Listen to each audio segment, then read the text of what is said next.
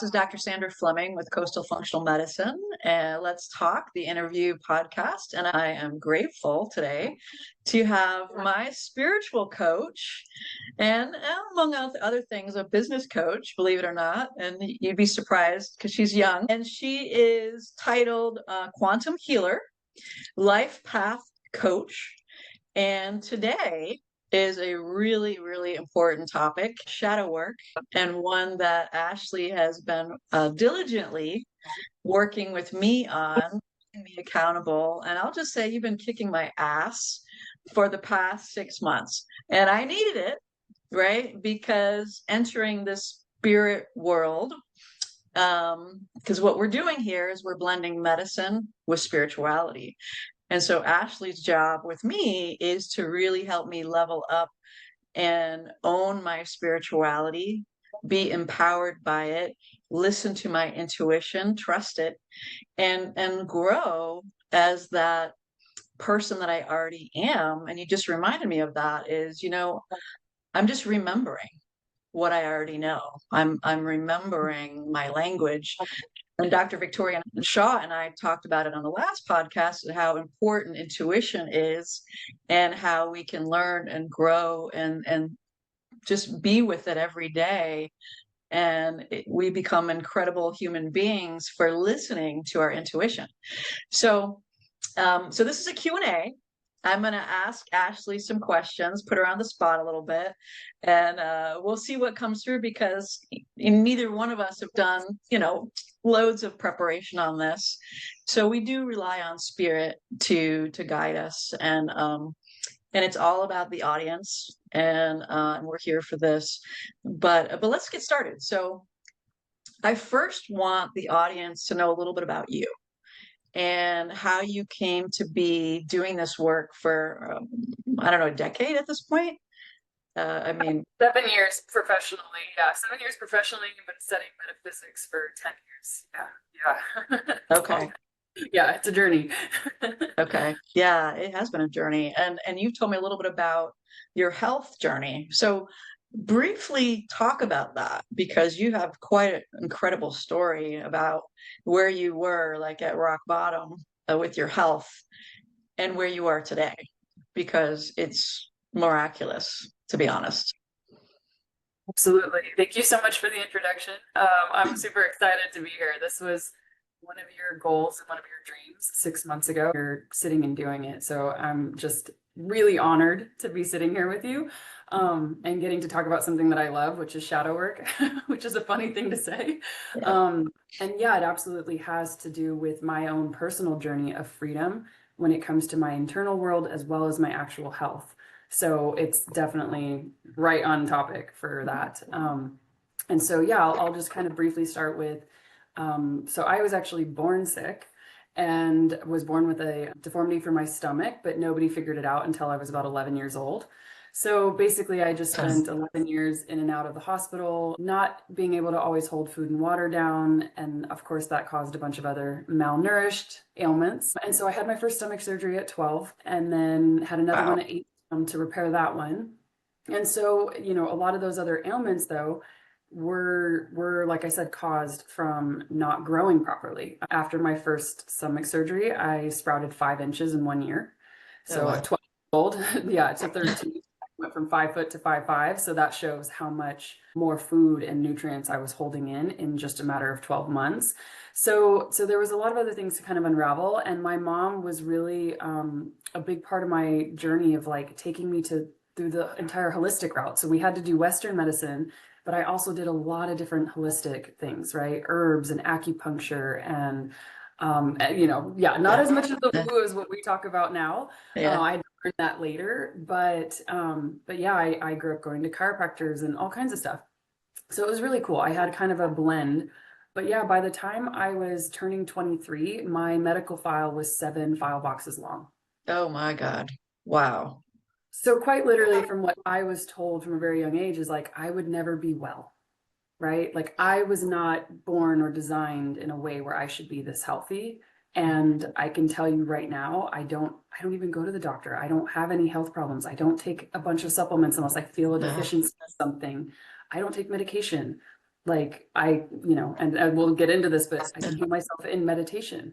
Mhm. Right. So I've gone a very different journey. And I was a medical assistant for 5 years as well for chronic pain patients. So Oh, so from you know. five. Yeah. And I worked with jaw and sleep disorders, a chiropractor, a naturopath, ran a hyperbaric oxygen chamber. I mean, literally, I have quite a medical You've tried background. everything. Oh Wow. man. Yeah. Yeah. And worked in it Talk about literally. experiencing holistic healthcare. I mean, you Uh, did you did the blend of Western and Eastern. That's incredible. Yep, got Yeah. to learn how to do muscle testing on myself and other people. I mean, so yeah, I got a very interesting path, a very interesting journey of learning all these different modalities through my own physical well-being, including getting food allergy testing and getting other labs done and right and eliminating things and then adding them back in and all that kind of stuff. So I've done all of that. And at 26 years old, I finally woke up one day and realized that I didn't feel pain. And I didn't know that that's how other people felt. Oh, So wow. like I cried. I sat in my bed that morning and I cried. I couldn't, and I looked over at the man that I was with at the time and he was like, "What's wrong?" And I'm like, "Absolutely nothing." That's the weirdest moment of my life where I was like 26 years old and it was the first day that I was pain free and not sick.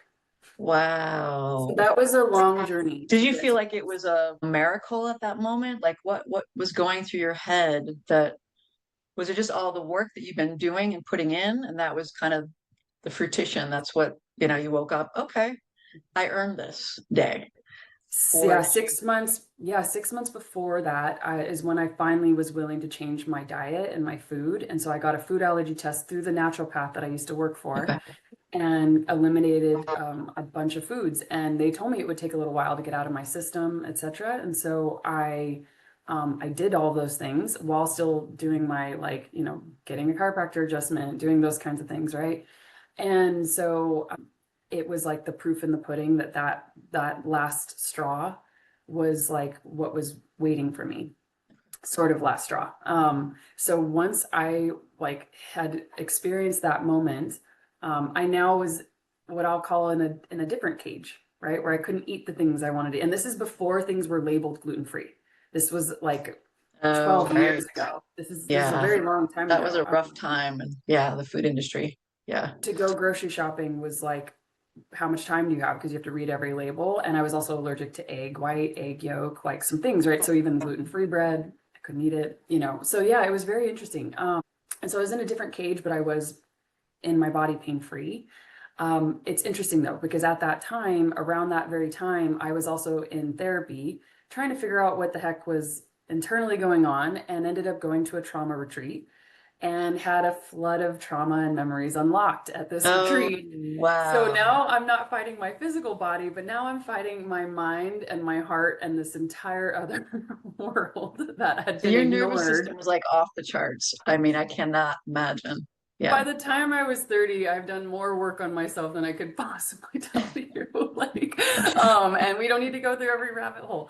But also I feel really fortunate about that because that's why I lead people in the way that I do. I'm 38 now. I'm not ill. I'm not sick. I'm not aging that fast Yeah. because my life force vitality is there, right? And I know how to heal myself. So while this journey sounds very long and maybe taxing, I do see it as a gift. Like, absolutely. Otherwise, I wouldn't get to sit in the role that I'm in right now. I love it. 1000%. Yeah. So very happy about it. And so yeah, so then I went through, doing EMDR and doing therapy with a different therapist and like sorted out a lot of family stuff and ancestral wounds and all kinds of stuff. So and then eventually got my family back together closer to 30. So like 29 or yeah, 29 maybe right around that Saturn return. So yeah, so it's really fascinating all of that journey. But then I eventually met a woman like me. She called herself an intuitive healer at the time and had been doing this work for about 20 years at that point. And she was taking people through a soul journey, right? Soul work, the chakras. And I had been just started doing yoga, had just started doing meditation, and was very curious about the chakras and what they hold and what they mean. And so I started to go through her soul work course, learning the chakras and doing the deeper work that's I would say deeper than therapy. And and in that process of over those couple months, I ended up unlocking my own abilities and my own psychic gifts Oh, that were wow. always there, but Uh-huh. I didn't know what they were. And so now I'm training under this woman who I'm like, sorting through all my deepest stuff, through the root, the sacral, the journey, we've been on Uh-huh. it. Yeah. And it just kept unlocking more and more things for me, including learning how to heal myself in meditation. When I learned that there was, Dr. Joe Dispenza and Yeah. him healing himself in meditation, I'm like, well, I can already do X, Y, and Z in meditation. I got to try this. Uh-huh. And in 4 weeks, I shut off my food allergies. They're Wow. gone. I have not had them in, I guess, how many years? That was 2019. So in 6 years, yeah, I have not had, and even some of the things that I was highly allergic to, like I couldn't eat shrimp or lobster at all. Like I would have a severe reaction. I eat them every week. What? I have no issue with any food allergy because it's a program. Wow. And so this is again, this is energy healing, that chakra work. Yeah. But that was like the next layer you added to your healing, right? Yeah. So, We have physical healing, but we have that inner healing, and people forget yeah. that that inner healing is so, so, so important, right? Other piece that I recognized with my own health and actually ever being able to, turn off my food allergies in meditation was that dis-ease causes disease. So the ripple effect of something that we have like is uneasy inside of us eventually ripples out to this external physical layer, this body, this incredible vessel that we're in right now. So And true. so while I was doing the chakra work and then healing my mind as well in meditation and my body, um, yeah, everything unlocked. It all is connected. And so that's why even shadow work is really important, because things that are out of our awareness cause disease. Yes, that is true. And that's a beautiful point, because that's exactly why I'm doing what I'm doing, blending medicine with spirituality. I finally reached a point after 15 years, primary care, right? That, you know, that's what's missing. That's the big, big puzzle piece that's missing, is doing that trauma healing, soul work, connecting people to their purpose. Spirituality is so, so, so important. And it doesn't matter what you believe. You believe anything you want, but you pick something and you get connected to it, right? And you'll find that you end up connecting to other souls, and that we all really ultimately are all walking shadows. We have the same exact problems, right? And so let's dive into that, because that's why we're here. And I love your story, and it's a perfect segue. Um, well, let's just start with, I've been doing a lot of shadow work with you, and I want the audience to know, what is it? And it's not a new concept. Clearly, Marianne Williamson, Deepak Chopra, just there's a lot of people that obviously Carl Jung being probably the father of the shadow work. We've been talking about it for a long time, but I want the audience to know, why I'm doing it and why you're doing it, why it's that important. So first off, what is shadow work? What are we doing? What are we exploring by doing shadow work on ourselves? Yeah, great question. I think there is a lot of like speculation, and it sounds very like ooh, and mystical. And it's yeah, let's take a little bit of the mysticism out of it so that people really, I think, recognize what it can actually do for them, right? So shadow work is really about seeing the unseen parts of ourselves, right? These unhealed, hurting parts. And so there's parts of us that get sort of not trapped in time, but definitely stored somewhere in the body. And they can be different parts of us that are afraid, right? They can be parts of us that are ashamed. Shame is a really low frequency and not a fun one to carry for a No, lifetime. no, not at all. Very heavy, heavy suitcase, that one. Yeah, been there, done And that. Got the hat and the t-shirt. Yeah. Yeah. And we're burning those. So no, you don't get to keep the memorabilia. No. Sorry. Yeah. You don't want it anyway. And then there's also victim versions of us too that get stored. I know that one too. Yeah, we all do. We all do. And we can get trapped in our victimization stories. And they're not just stories. There is a shadow version of us that needs to be loved, that needs to be seen and needs to be heard. And until we do that, we are operating from a program up here in everyday interaction from a wound that was caused potentially 20 years ago.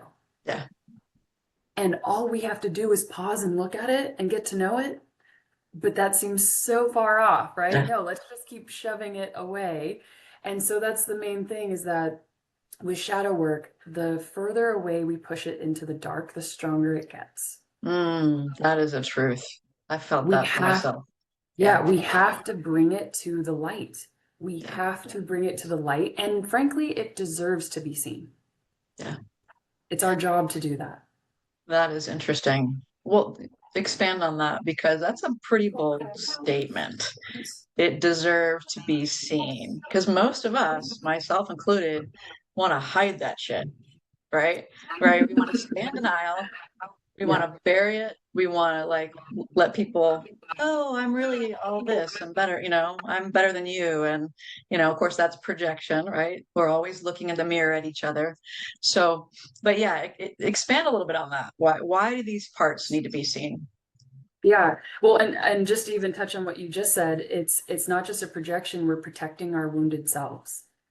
So when we're seeing other people in that light and we're judging or like putting ourselves so far away from them, oh, I'm not like that. It's because we're protecting this other unseen, unhealed part of ourselves. If we don't need to protect that part, we have no reason to judge that person. We don't feel that way. Yeah. It doesn't come up, right? And so I think a really big topic that I hear a lot, especially in our like women's groups, is self-love, right?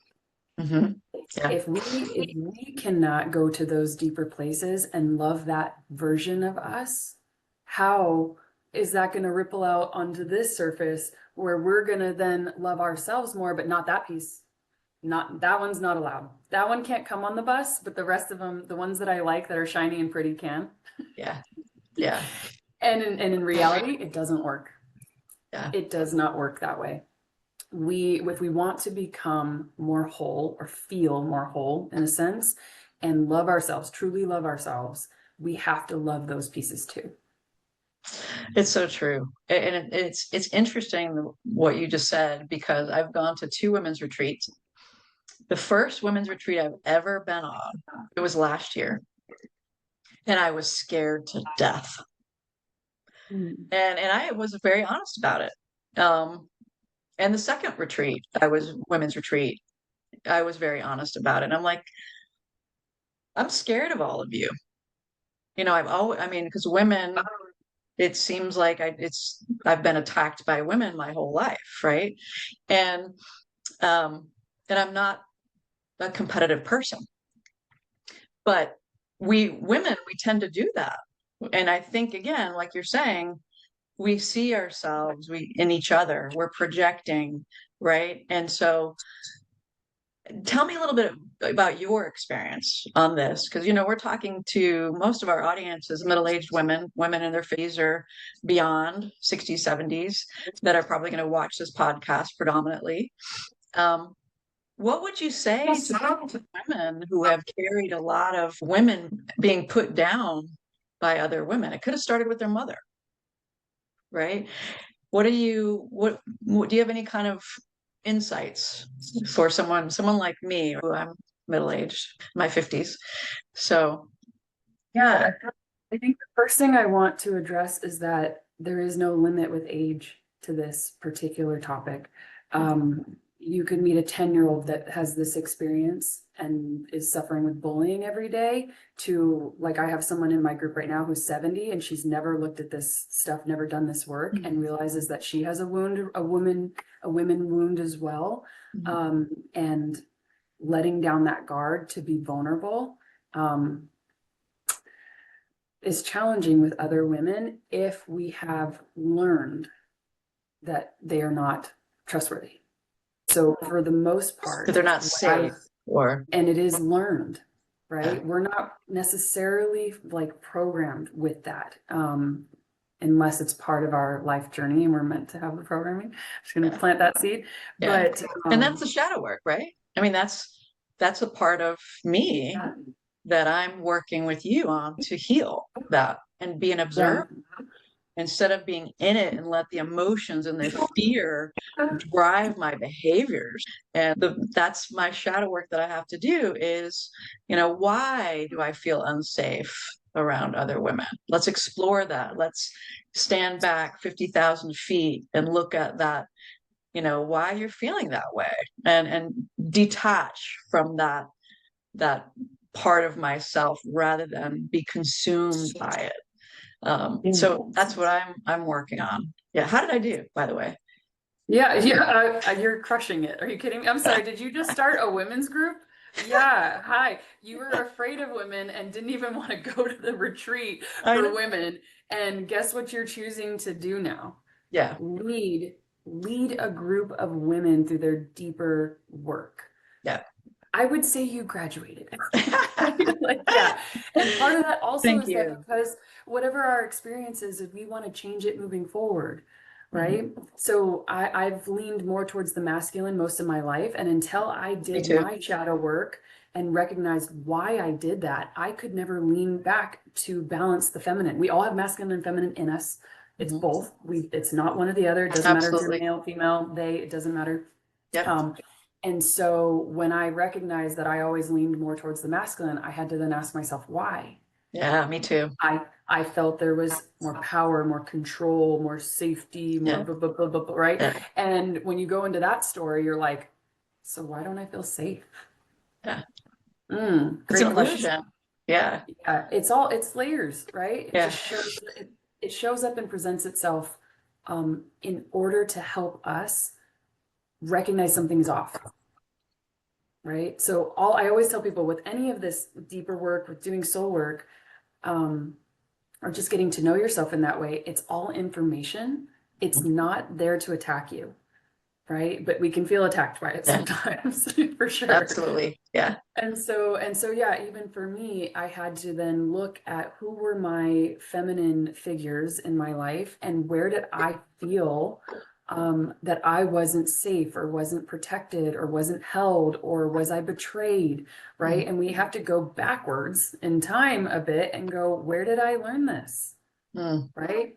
Also, could it be an ancestral wound? Did my mom experience something like this and then I just picked it up in her field? Oh man, I have seen this in patients time and time again. It is, and myself included, but it's amazing how many women I have met that are carrying these wounds from grandmother, maybe great grandmother, right? So yeah, Yeah. this work helps with that generational healing. That's fantastic. Yeah. Well, we should probably go to another question. Yeah. Yeah. Yeah. So, and I think we kind of answered it a little bit, but we'll circle back to it. So when we do the shadow work, what is the expected outcome? So, and you mentioned something already, it leads to wholeness. It's And freedom. that's what we want, right? We want to feel Yeah. whole. And when we feel whole, we automatically feel safe, feel love, the self-compassion, the self-acceptance, right? That goes with, we feel more authentic. And we're free of the shame. So, Yeah. so you did kind of mention that a little bit, but did I miss anything? I can give a more like in real time example if that helps too of like how this ripple effect changes, right? Because you already nailed it with like that freedom. And so when we're whole and we trust ourselves, also we trust our intuition. Mhm. When we don't have a deep trust in ourselves, it makes it really hard to hear our intuition, let alone follow it, Yeah. right? So that's another piece. But the way that shadow selves will show up in our daily experience is through getting triggered. The Yeah, I can triggers. relate. Oh, the triggers are real, aren't they? triggers, the triggers can be very real. Yeah. And don't they have a visceral experience physically too when we get triggered? Hmm. Right? So imagine that our, say our mother, for example, right? Or our partner triggers us every day or every other day. We have a visceral feeling of getting like punched in the gut in a Yeah. sense, or like a little paper cut. And that manifests into something else and grows into something else over time, which we then will carry it forward and place it on someone else, usually, whether it's in our family or outside of our family. So, but yeah, getting triggered in a moment is not fun. And it also is just a window pointing, like a direct arrow pointing to a window where we're not yet free. Mm. That's all a trigger is. It's Hmm. just telling you, hey, I'm not free here yet. Yeah. So it's not there to throw you off track or throw you off your course or knock you off your ass. Okay. Yeah. It's Yeah. there as information to say, hey, I need you to look at this. Yeah. This And doesn't and feel that's good. beautiful because for me, sometimes I can be avoidant and that kind of attachment style, right? Because my father wound, right, when I'm interacting with, it's usually another male who is very like my father, right? I get triggered, right? And that little girl, that child wants to shut down and be quiet and calm and just minimize, just hide, right? And so that keeps coming up for me. But I'm now learning by doing the shadow work, I'm aware. And where awareness is key, being conscious of it. And again, being that observer of your, without judgment, without criticism. Because I have been very critical, like, why did I do it again? Why am I letting this happen again and again? Right. But anyway, that's just an example of that I'm in it too. Right. So, I want to reflect a few things back to you because you're still sounding like you're in it. And really, I've already seen you have conversations and make different moves and speak directly to either a man in your life or other men. And you found your voice. You've already been embodying it. So I just want to reflect that back to you because you really have. yeah. But it's And how while easy we there's, get that. Sometimes we forget yes. that, oh, I've already gone through that. I've already healed that part of me. So, Yeah. So and then what that leads me to is identity work, which is a little different, is right? So what? now it's identity work, Mm, right? So that's something we can talk about as well, with shadow work, because shadow selves are different versions of us, right? And so there's different identities, if you will, throughout time that we've been. And so sometimes we will get stuck in one identity, even though we're not that thing anymore, right? mm. So that's of also having somebody like you in their corner or somebody like me in their corner, is that we can actually see through that cloud for other people, because it's really challenging to do our own shadow work with nobody being able to hold space for us or reflect it back to us. We Mm. could get really lost in it, Yeah. which is not the goal, right? We don't want our new identity to become the version of us that is healing. I see that a lot. I see it a lot in the healing world. And I'm like, it's a bridge. Go to the other side of the bridge. Oh my God, there's another side waiting for you. And That's don't a get stuck. really good point Yeah. Don't get because I stuck see in that that in mental identity. health all the time by getting that diagnosis, right? I want a diagnosis. What am I? Right. Yeah. And it's like we want to hold on to it, cling to it, that diagnosis, but that's Yeah. not who we are. I've seen people rewire their ADHD because they stopped identifying with it and started to meditate. So a lot of these labels also are part of this, is that they become a mask and an identity, even though Mm, it's a better one than the shadow version that they've already overcome. It's a better one, but it's still a new identity. And so we keep unraveling these identities and masks, and we do that through doing the shadow work, honestly. So love yeah, that. and a great way to, just even for the audience to start to look at this, is Like, what was the most recent trigger you went through? What triggered you? That is a direct, once again, arrow pointing to where you're not yet free. Look at the last thing that triggered the crap out of you, and there is a lot of information there. Yeah. Journal about it, write it down. And then, Yes. so, well, let's go to the next one because that's part of it, right? What do we do about when that happens? So let's talk about, why the shadow work is important for trauma healing. So for me, which we talked about, is I'm not enough.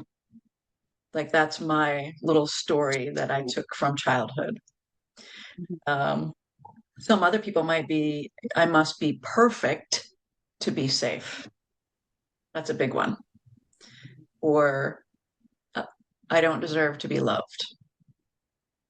So that's kind of things that we'll take with us. But by doing the shadow work, and addressing those trauma core childhood wounds, usually it's childhood. Um, what would you say to someone, if you can remember back when I told you that I'm not worthy, that's something that I've been working on for years, right? Mm. What would you say to someone that's kind of a core wound that they're struggling with? Mm. Not being worthy or feeling worthy. Um, there are taught and learned things throughout their journey, including people that have shown them that filter, right? But as we do this healing work, we actually go through a filtration process. To me, it's like when we're talking about growing, I actually see it as a different process where we're going through a filter, and we become more of who we are and more of who we are and more of who we are and more of who we are every layer down that we get, because we're getting back to who and what we were when we were born, which we were already born whole. Yes. We were born deserving. We didn't have to do anything to get that. We Yeah. were born that way. And then there's been these other like layers and programming from other human beings mostly that have been added on and have gotten in the way from the true version of you who was born that way, born worthy, born deserving, born whole, and this other version that's over here. And so as we remove each taught lesson or layer of this, we find our way back to the truth, which Mm, is we're literally designed and born that way. You didn't yeah. have to earn it. You didn't have to do anything for it. You just have to remember. We're remembering, Yeah. yes, and Yeah. by removing the triggers and the wounds, and we don't cut shadows out, we integrate them, which is a Mm, whole nother thing. People try to cut pieces of themselves away and throw them away because those versions are not me anymore, and those versions are not worthy. Well, you just said I'm not worthy of love. So once again, we bring those in, we get to know them, we heal them, and then we integrate them, and so we become more whole. mm. Radical self-acceptance and radical self-love does not mean removing or denying a piece of ourselves. That's awesome. I love that. Yeah, that's beautiful. Yeah, I love that you're calling it remembering, because I call it a remembrance. Yeah. I'm like, that's what we're coming back to, and removing other people's programming. Yeah, for sure. Yeah. And we all do it every day. Yeah. That's great. Okay. Yes. So how does intuition guide shadow healing? I will say at the very beginning of this journey, it's challenging to just trust your intuition. I think people want that, Mm, but it's a little bit far out of reach at the very beginning of this process very true. because it's a muscle. Mhm. It's a muscle that we have to work out and learn to trust it, learn how to hear it. What's the difference between an intuitive voice and a fear-based voice, right? Mm, So there's a process of needing to learn that and exercise that muscle. But that is what gives us like self-trust. yeah. And once again, can lead us to a lot of different things. So when we're not in trust, we will grab at straws. We will grab at distractions. We'll grab at what other people tell us is our truth, which Yeah. is Oh, all. I've totally done that in the It's medicine. dangerous, Oh yeah, right? for sure. Yeah. It's dangerous, and so part of doing this work and also learning how to trust your intuition you're creating a guidance system that doesn't have to do with anyone else, right? Something that I said to you at the very beginning of working together, I said, anytime you even bounce things off of me, I'm going to say, what was your intuition first? Or did you do your practice yet? Because we're not here to create codependency on someone else. Quite literally, our divine right, in my opinion, is to be connected to our own intuition and have our own connection to our higher power, whatever that means to someone, right? To source, spirit, God, whatever it means to them. But our own individual connection is the most important thing. And then we don't look to everyone else to tell us what to do and how to be. And am I doing enough? Did I heal enough? Did I do it the right way? So that's when we build that muscle of trust, we then can hear our intuition, and then we actually start to take action on that intuition. But I don't think that it just jumps from one to the next, because it feels too far apart in vibration initially. So we're basically an intuition gym. Yeah. We're No, going to the gym.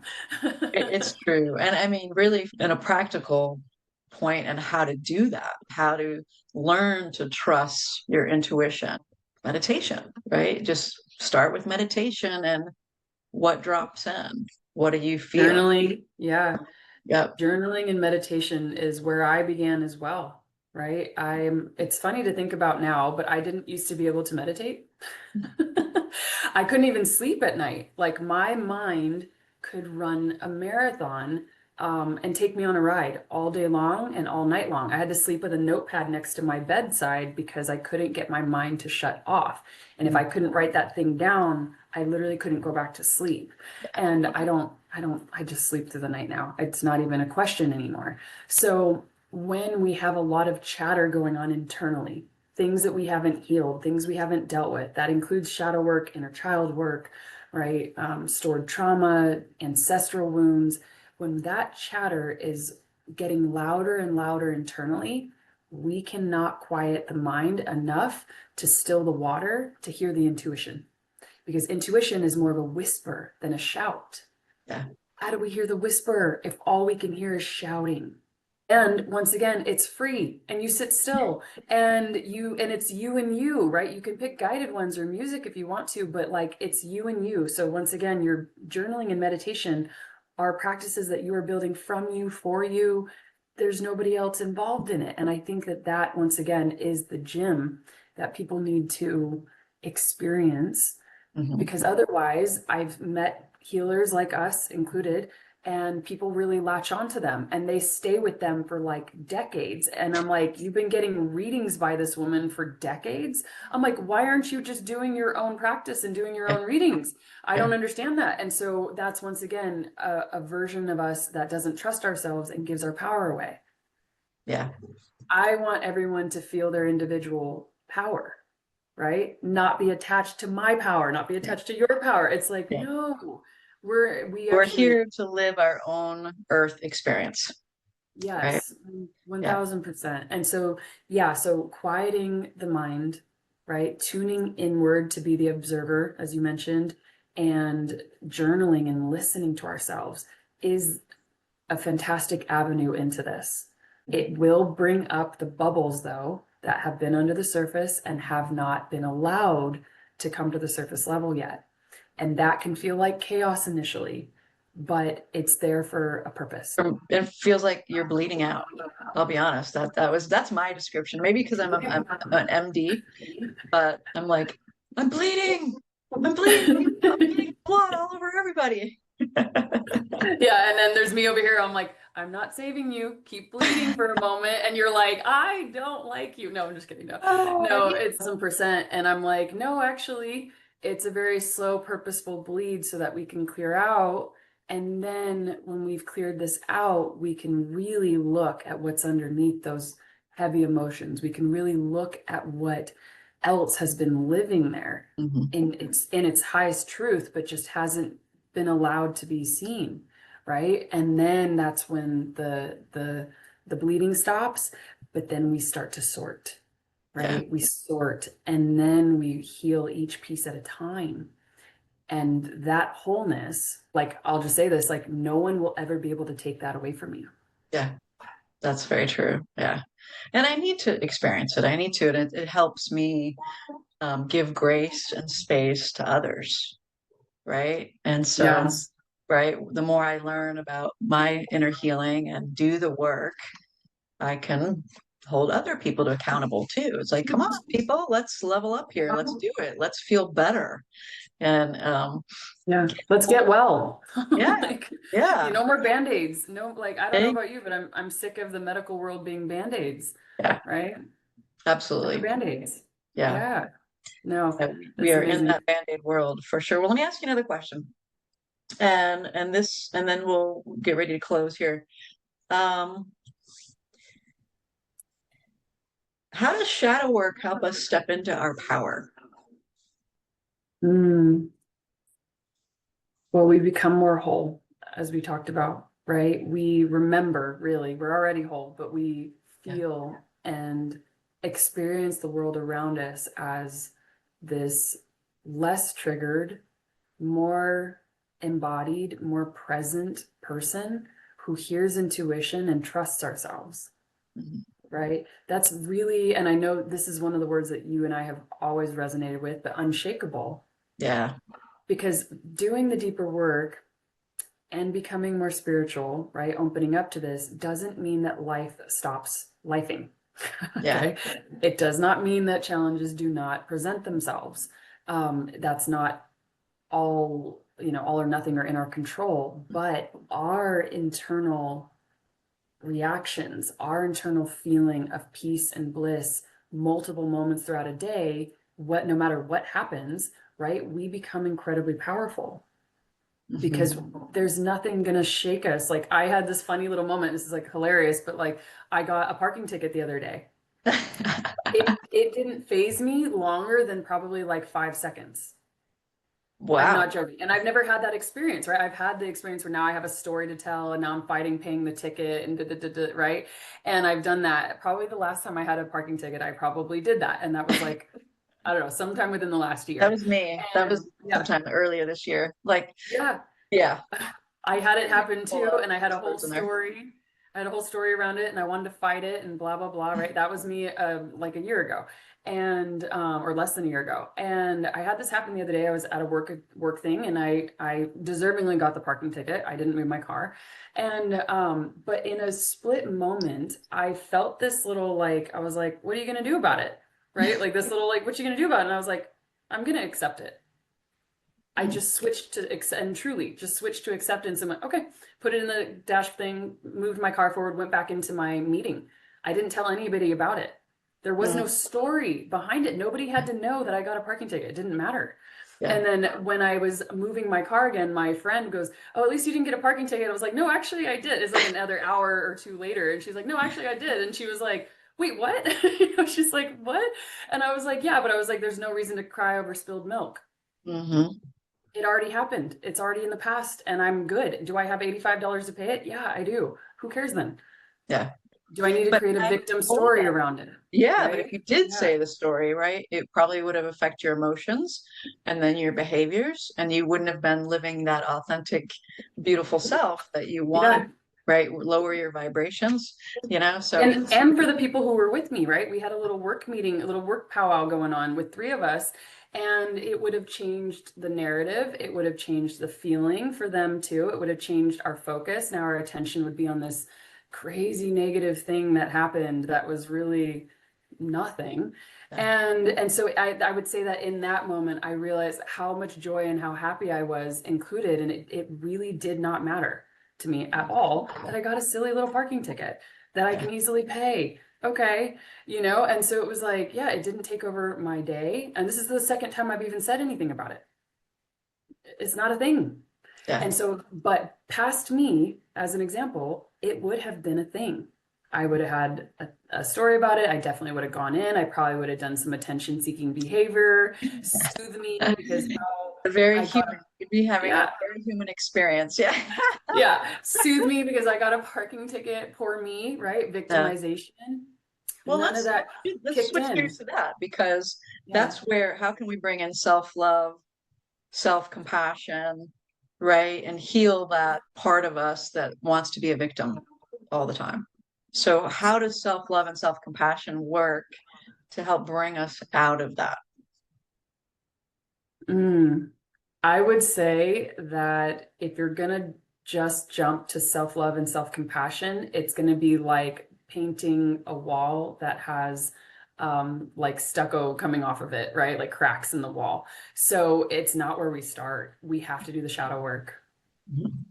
We have to do the shadow work before we repaint the wall.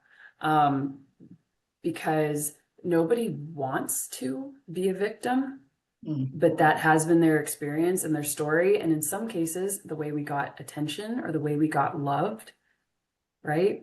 So when we've learned all of those things around victimization, we get trapped in it a Mhm. bit. And so learning that, or learning how to get down to that shadow version of us, seeing that version of us at that age that was a victim potentially, or learned that victimizing gave them what they wanted, right? Because it's Yeah. both. It's Mhm. both. Um, until we meet that version and like see them, hear them, and love them for their experience, but also say, I don't want to be this anymore. Because Mhm. I do, the other thing I see a lot with victimization is at some point we have to choose. Mm. It's not just the healing work. I have led some people in shadow work over and over, and then on this level, they keep choosing to be a victim. Some people get addicted to it. I'm not going to lie. I've seen it happen. And some people are just afraid to have to become a new identity. This one's layers. Yeah, this one Interesting. has layers. Yeah, so when I had to get over uh, being a sick kid, for example, right? I got a Uh, lot of attention. yeah. I was the center of attention for my family a lot of the time. Like, ooh, is Ashley in the hospital? Does Ashley need to be picked up from school today because she's throwing up? You know, and so I had a lot of attention because of that. And when I was finally becoming well, I got scared.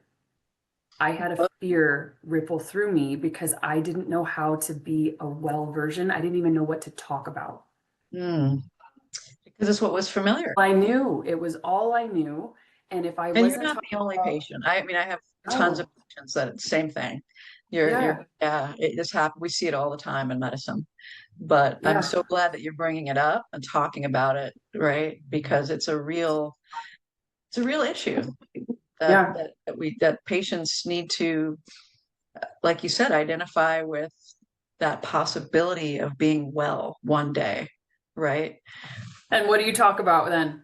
Yeah, if you don't have anything to complain about, and this is something I had to learn back then, is like if I were to go backwards and listen to my languaging and what I would talk about, I tended to speak very negatively. I had a very like woe is me attitude, and that's what I was used to talking about was what doctor's appointment was I just in, and did my back hurt, and you know, whatever.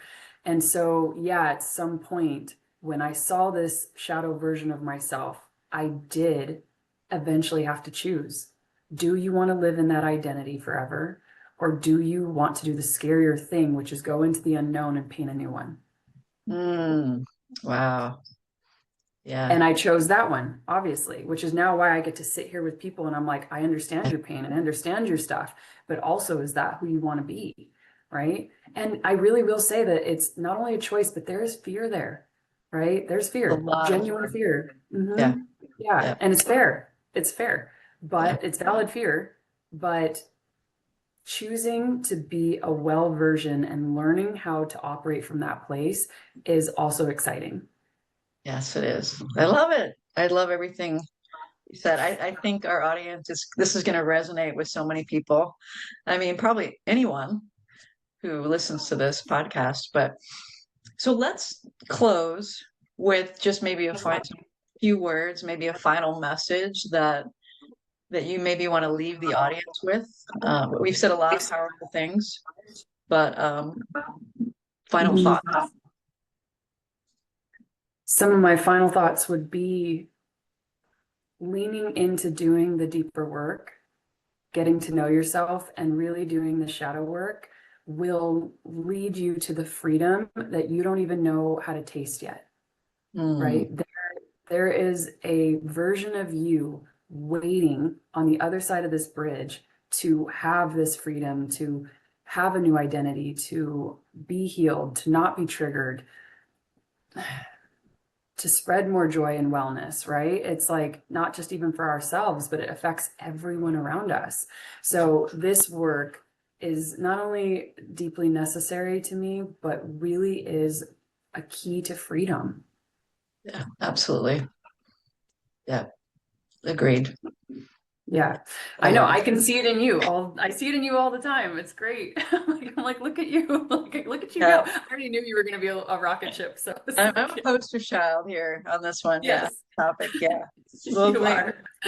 So where can people find you if they want to work with you?